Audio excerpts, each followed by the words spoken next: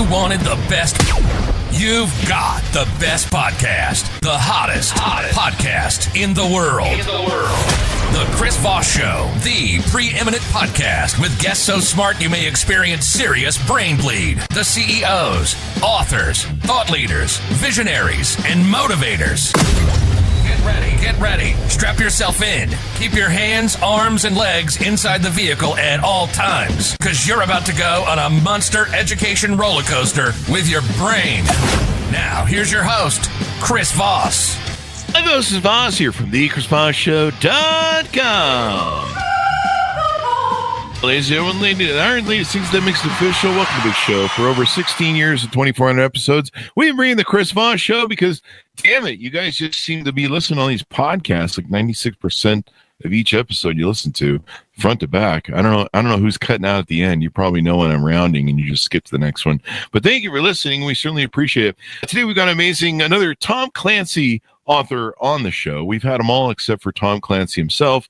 There's probably a reason he's not returning our calls, but he's not around anymore, unfortunately. But we continue his legacy on the show. We have the author of the newest book in the series of the Jack Ryan Jr. novels, Tom Clancy, Line of Demarcation, the Jack Ryan Jr. novel, book 13. And it is out with MP Woodward. And let me see if I can get a date on that. The audiobook never shows the date. May 20th. 2025, it's out. Go to goodreads.com/Chris Voss, LinkedIn.com/Chris Voss, Chris Voss, one of the TikTokity, and Facebook.com/Chris Voss. We'll be talking today with MP Woodward. He makes his fourth appearance on the show. I think at 5, we have to give him one of those Saturday Night Live robes or something. I don't know. Is that what we have to do? There's something like that. MP Woodward is the New York Times bestselling author of the Tom Clancy, Jack Ryan Jr. books, Shadow State, Line of Demarcation, and the Handler CIA espionage series from Penguin Random House.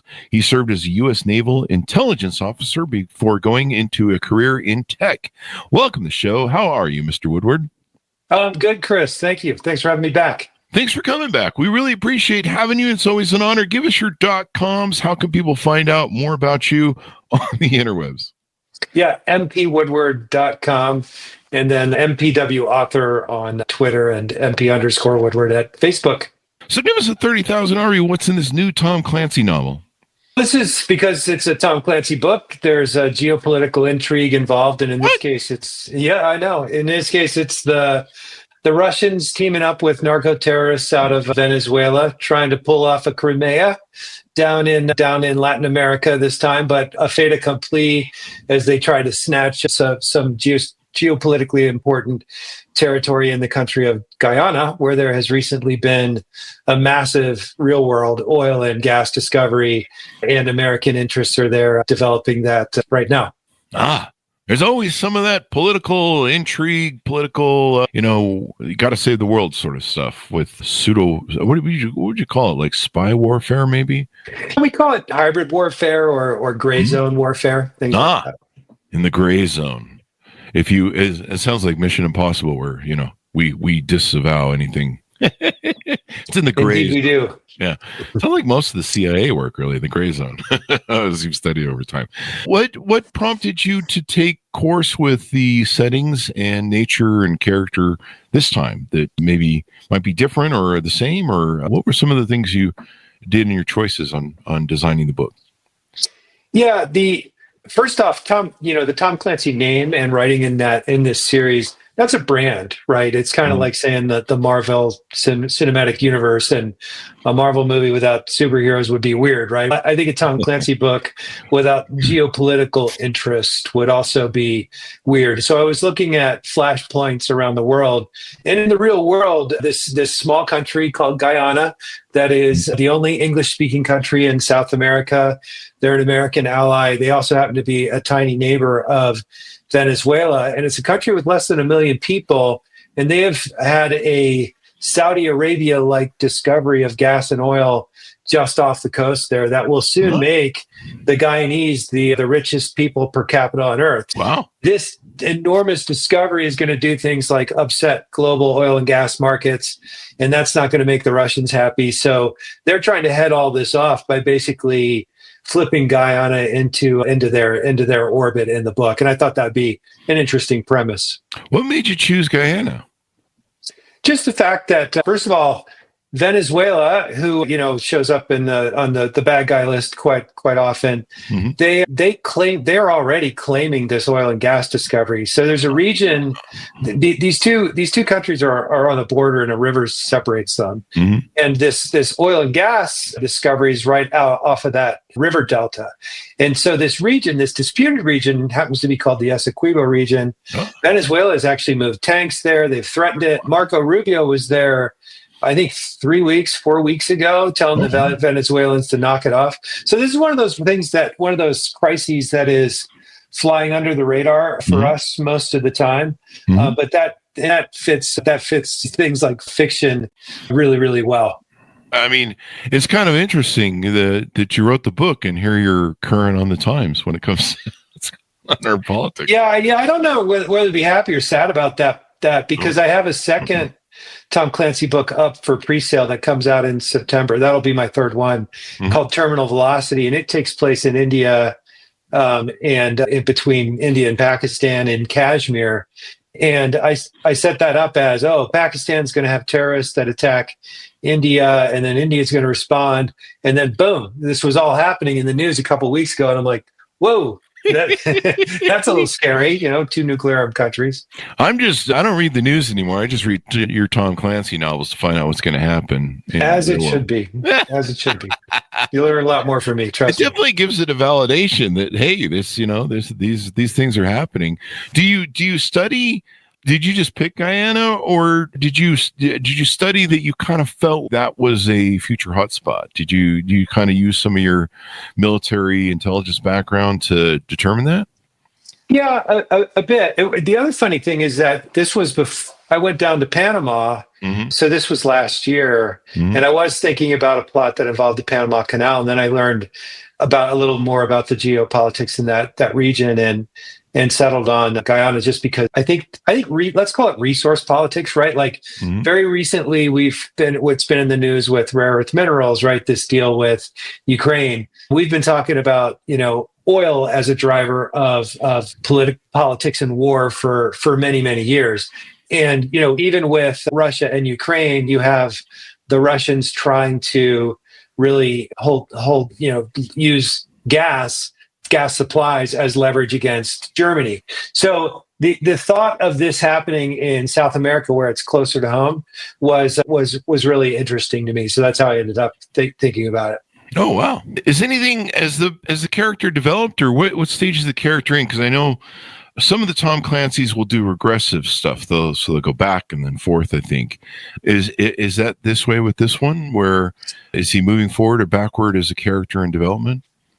So in the Jack Ryan Jr. series, this is really the generational series. So, you do have crossover characters like John Clark and Mary Pat Foley, and Jack Ryan Sr. is in the book, really almost like a cameo.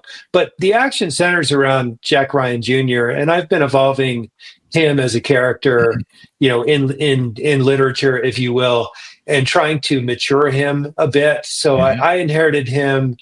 He was probably in his early 30s, and he came into this series kind of in his early 20s as a really impulsive guy. At this point in his development, he's a mature guy. We're always fuzzy with ages in novels, but let's say he's around somewhere between 35 and 38. He's engaged to be married. They're taking care of her niece. And, he's following the footsteps of his famous father, who started off as a stock trader before he went into academia and government service. And so Jack Ryan Jr. is actually down there in South America trying to put deals together, trying to make a name for himself as a private equity investor and venture capitalist. So I've enjoyed fleshing him out, thinking about how people just sort of do grow up in their late 30s, but they're still young enough to not have all the wisdom in the world, and you can have the character learn things along the way. What do you think Tom Clancy fans will be most surprised in by Line of Demarcation? And are there any Easter eggs or callbacks longtime readers might recognize? See, most surprised. I have some new tech that I am bringing in that is based on real world stuff. I just happen to put it through the defense procurement process a lot faster than probably in the real world. Uh-huh. There's that. It has to do with waterborne vehicles.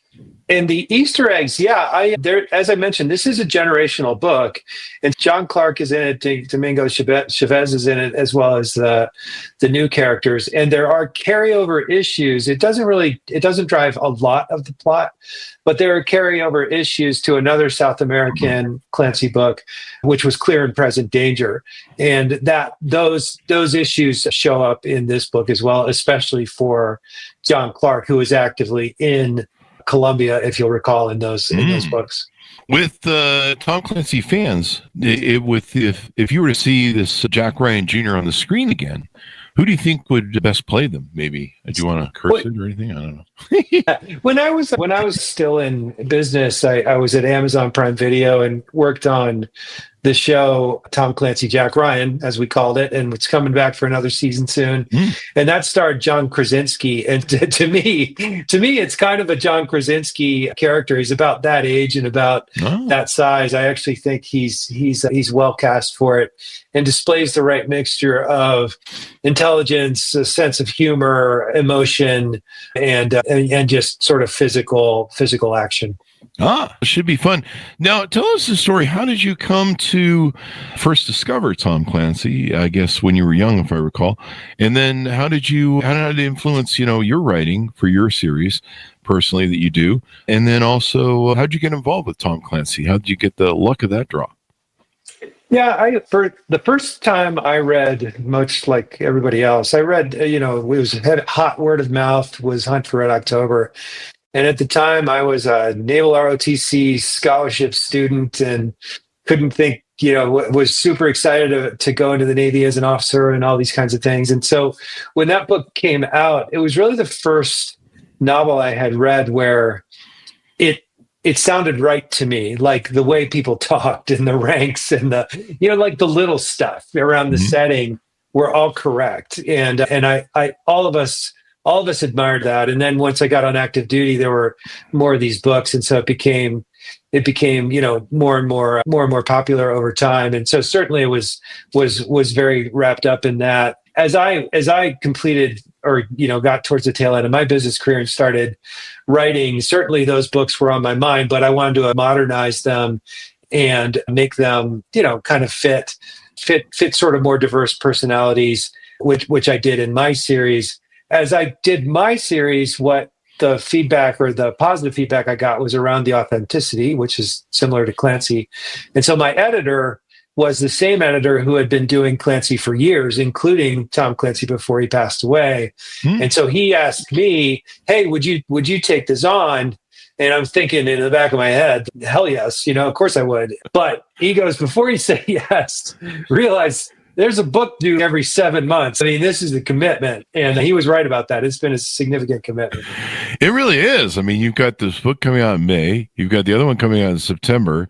What anything going on with your series and what you work on? Yeah, I have a new standalone book coming out in September that is called Red Tide, a novel of the next Pacific War. And for Clancy fans, it would equate to Red Storm Rising. It's very much like Red Storm Rising. And this is the great smackdown between China and the U.S. navies on the high seas as China attempts to blockade Taiwan to starve the world of chips. That's effectively the plot. And I based much of the action because, in a battle like that, in our current times, we have all these amazing modern weapons. They completely rely on data links and communications. And the very first thing to go in one of these wars is going to be the data links and communications and satellites that power these weapons. So it ends up being a blind man's bluff kind of naval battle that I think has parallels to the Battle of Midway. Oh, wow. That would be huge. Yeah. And something that we don't really want to see. Let's keep in the fiction books. No. May God grant it stay a work of fiction. But it was fun to think through all those as an intellectual exercise to think through how that would really unfold. Yeah, totally. I mean, it is interesting to see the strategy of that arena over there in this I don't know what you call it, the South China Sea. South Yeah. China Sea, yeah. Yeah. And some of the things they've been doing, the little islands, the threatening of the Philippines and Taiwan, the recent activities they've been doing where they've been doing military drills surrounding. I think the recent one surrounded the whole island of Taiwan. Yep. And boy, a lot of saber rattling going on over there, and it doesn't help that this new trade war that we got going on. In Red Tide, I had all the action start because of a trade war. And so did you really? I did, and I mean, I'm like, this was 2 years ago. We embargoed chips to them because we didn't, want them to catch up to us in AI, and they said, you know what, your Navy's not that great, and we think we can just kind of surround this island and sort of affect things in our direction. And once we have all the chips, what are you going to do? And by the way, U.S., you're the aggressor here because you're the one who embargoed us, right? Yeah. And somehow I don't quite know how the hell that happened. But to your point on the exercises, and this is in the book too, Red Tide, one of the things about those exercises is they're not only meant as exercises for them and to, maybe influence politics in Taiwan, but they're also meant to desensitize us. And so after a while, you're like, hey man, there's all these troops massed, and you're like, they do it every week, and that happens in the book where people are going, isn't this a big deal? Nah, they do it all the time. And I mean, that's kind of, I don't know if that's kind of what we said about the Russia-Ukraine war when they amassed all the troops. Although I think the Biden administration had intelligence on that one. War. Yeah, I felt like on that one it was unusual enough. They're like, wow, they're really massing troops. They're really going at it. Yeah, they really going to do that? Yeah. Yeah. Turns out they are. Yeah. Turns out they did. Yeah. So all the good stuff. So we've talked about some of the things you have going on, some of the things that are in works for you. How do you keep your storytelling fresh and relevant? That's got to be hard, especially with politics constantly changing. The world, definitely the world order is kind of thrown amok from the last, 75 years, 100 years, or how long has it been since World War II? 45? 80 years. Yeah. Jesus, I'm old. Yeah, I'm like 5 Well, it's not like you were there. Yeah, I sure felt that way because I was always cowering under my desk with the Russians. Seeing us cozy to the Russians right now is really weird. I mean, somebody's got to be useful. It ain't in this world. It turns out it's us this week. I don't know. Yeah, it's weird what's going on, and to see. I grew up reading books on politics and studying great leaders and all that sort of good stuff. And one of my first books was 1,000 Days with Schlesinger on the John F. Kennedy administration. And it was interesting to see the CIA, how it steered him into the Bay of Pigs and of course the strategy of war. Studying Eisenhower and McCarthy and the strategy of wars and how they played out and battles. I used to collect ships and all the military stuff as a kid. It's interesting. And so how do you keep that fresh and relevant, I guess? First, a comment on the geopolitical environment. I mean, we really went through after World War II, we went through this Cold War from 45 to 91. That really drove all the, spy thriller fiction, John le Carré. And Clancy, was born in that. When that ended and the world really went into globalization mode, there weren't a whole lot of threats out there in the late 90s. And then after 9/11, it all turned into terrorism. Now we're at a position where the shift is away from terrorism in the real world and in thriller fiction back to what I would call sort of imperial classic geopolitics, right? Where it's great power competition, trying to compete for spheres of interest. And that means that it's devolving somewhat from a safer globalized world, which is creating all these issues. So that I think that lends freshness to the plots, but the plots are all just settings for the characters. I think the way you keep the fiction fresh is in character development and, putting characters in unusual situations, giving them unusual backgrounds. So, for example, in the book Red Tide, the key hero is an admiral who was about to retire, who really didn't expect to end up commanding this fleet. And he's in a, sort of a different discipline, but as others fail, he keeps being right about stuff, and then they elevate it. And so having an admiral in charge of something that's filled with self-doubt, was kind of a fun character exploration. In the Jack Ryan Jr. series, I think it's Jack picking up family responsibilities and having all of a sudden to make choices like, okay, am I going to charge off and do this and leave my fiance behind, or am I going to leave my job because I'm more serious about this over here? Choices that we've all, forks in the road that we've all had in our lives. Yeah, and it's pretty complicated being a Navy admiral. I mean, you guys have to deal with, I think we've had some Navy folks on that ran ships, and you guys have to know how to deal with the nuclear issues internally. If the reactor on the ship decides it wants to go south or something, or there's some sort of other quandary in that sense. I mean, I was talking to one, I was like, holy crap, there's like a lot more you have to think about on these ships. Oh, it's and you said you guys, just to be clear, I was never an admiral, not even close. Maybe. But writing about it and treating it more like a journalist, honestly, yeah, it is. I would just describe it. You have a lot of great leaders on your shows that run complicated enterprises. It's a complicated enterprise, and you're a leader of a massive staff of people, managing this enterprise, and that enterprise involves tens of thousands of people in a battle group, and dozens of ships at times. And yes, some of the larger ones have power plant issues, and where are we on the nuclear reactor core? Where are we on the airplanes in terms of airframe stress, and how is their fuel coming along? And so keeping this entire warfighting capability is fantastically complex, and I don't think it's something that most civilians ever really. Let's just say we take it for granted. We probably accept that it probably is complex, but we hope that somebody out there's got it. And the guys to whom you refer are incredibly talented individuals for a reason. Yeah, it's kind of like a city in the ocean, isn't it? On a boat, basically. It's more than a city, more like a county, because it's really a collection of cities. Wow. Yeah, because you've got, in any carrier strike group, you've got the aircraft carrier itself.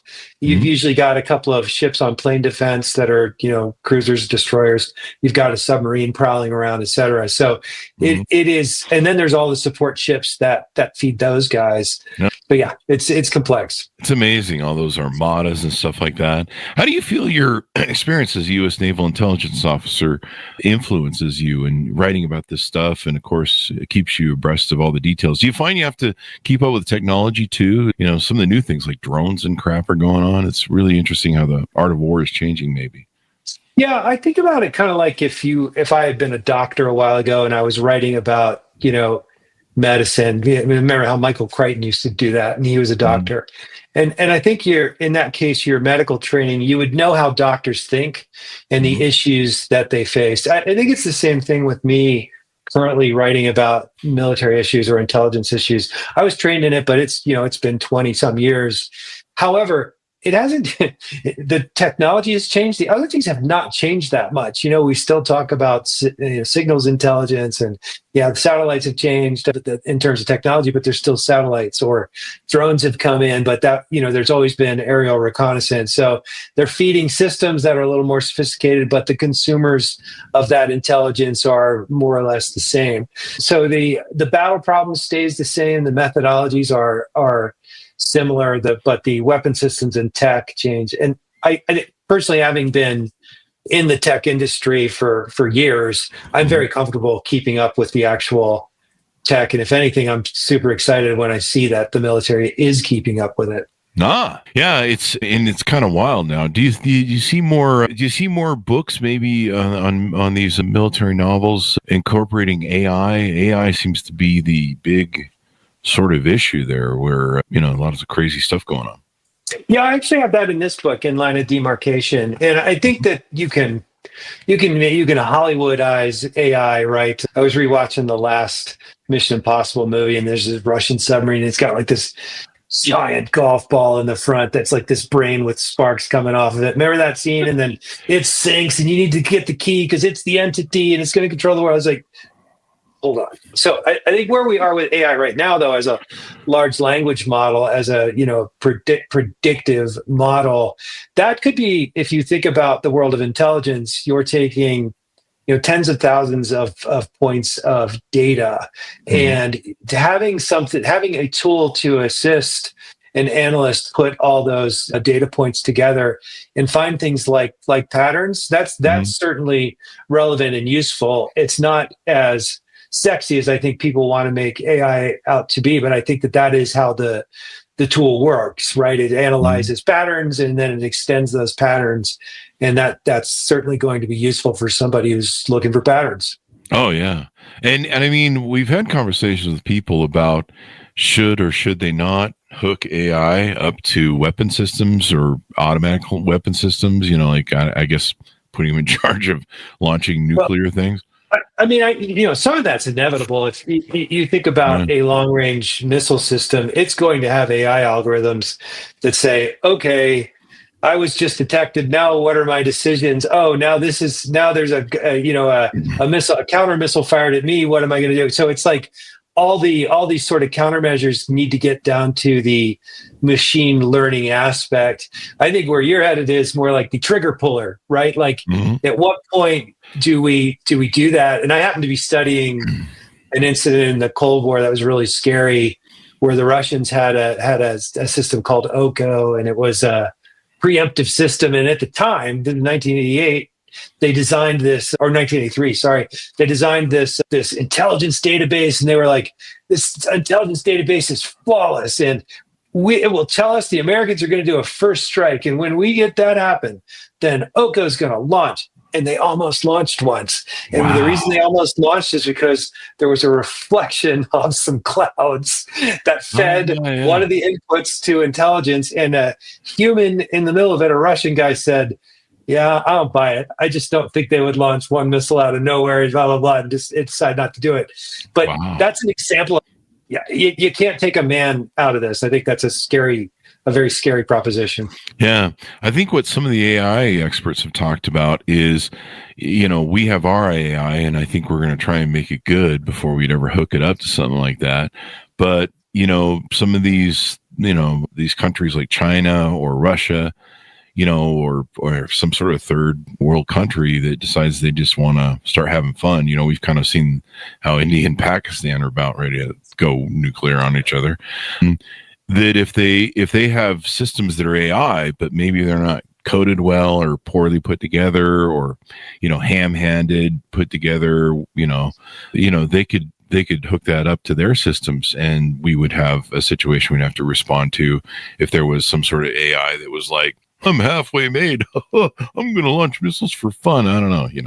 I don't know how that would work. Yeah, that or has holes where it can be hacked, or vulnerabilities that other countries understand where they can manipulate it. So it's not only a scary prospect, but it's a reasonable it's a reasonable predicate for another novel, if you ask me. Hey, AI, how do you stop nuclear war? Well, you kill off all the humans first. Hey, remember that happened? That happened in weird. You and I are probably old enough to remember Matthew Broderick in War Games. Remember that a million years ago? Right? And you remember that? He was like dealing with the computer, and it was like, ooh, computer. And at the time, he was like, okay, so here's the situation. Here's us and the Russians, and it would always end in Armageddon. It was on as kind of the only answer. Here we are, 40 years later, we're back. Yeah, we're back. Yeah, we think we're pretty smart humans. We figured out how to destroy the whole world at once, all of us. Good very job. Clever. Very clever. Very good. Yeah. Can you solve world hunger, for Christ's sake? Anyway. No, can't do that. Can't do that. Yeah, we got styrofoam boxes for the ozone layer and nuclear bomb. I can't remember the line from Rockin' in America. Keep on Rockin' in America by Neil Young. Neil Young. Neil Young. That line, there's a line that he has. Free world, yeah. Yeah, we got bombs for babies, and Anyway, fun is fun. We're a weird group of people, this human race. But anything more we want to tease out, Mr. Woodward, before we go? All that good stuff in .coms you want people to look at. I'm at mpwoodward.com. I also write blogs on there about geopolitics that help inform my stuff. But 3 books up for pre-sale: Line of Demarcation, Terminal Velocity, and Red Tide coming in the fall. Thank you very much for coming on the show again. We'll look forward to having you hopefully soon here coming up.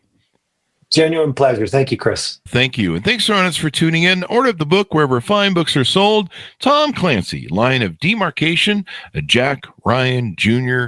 novel out May 20th, 2025. You got about 6 more days to pick it up. Pre-order it so you can be the first one on your block to read it and know all the deets.